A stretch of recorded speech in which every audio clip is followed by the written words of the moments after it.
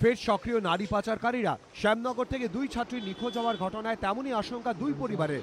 স্থানীয় সূত্রে খবর, সোমবার সন্ধ্যায় বাড়ির বাইরে থেকে হঠাৎই নিখোঁজ হয়ে যায় অষ্টম শ্রেণীর দুই ছাত্রী। সম্পর্কে তারা মাসতুতো বোন। খোঁজাখুঁজি করে কোথাও না পাওয়ায় রাতে নিখোঁজ ডায়েরি করা হয় জগদ্দল থানায়। পরিবারের আশঙ্কা তাদের পাচার করা হয়েছে। আমার সেরকমই কিছু মনে হচ্ছে যে কেউ হয়তো নিয়ে ঠেয়ে গেছে। খোঁজ খবর করেছি চারদিকে, কোথাও কোনো পাচ্ছি না। অনেক চেষ্টা করছি, কিছুতেই কোনো খবর পাচ্ছি না। আমরা সন্দেহ করছি কেউ ওদের নিয়ে চলে গেছে।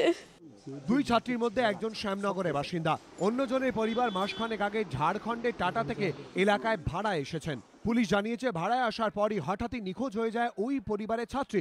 পরে পুলিশ তাকে উদ্ধার করে, কিন্তু কোথা থেকে কিভাবে ওই ছাত্রীকে উদ্ধার করা হয় তা নিয়ে মন্তব্য করতে চায়নি পুলিশ বা পরিবারের লোকজন। সেই ঘটনার পর এবারে একসঙ্গে নিখোঁজ দুই বোন, চাঞ্চল্য এলাকায়। কিন্তু কোথায় গেল ওই দুই ছাত্রী, উত্তর দিতে পারেননি তদন্তকারীরা। জগদ্দল থানার পুলিশ জানিয়েছে, নিখোঁজ ছাত্রীদের খোঁজে তল্লাশি শুরু হয়েছে। সমীরণ পাল, এবিপি আনন্দ, উত্তর 24 পরগনা।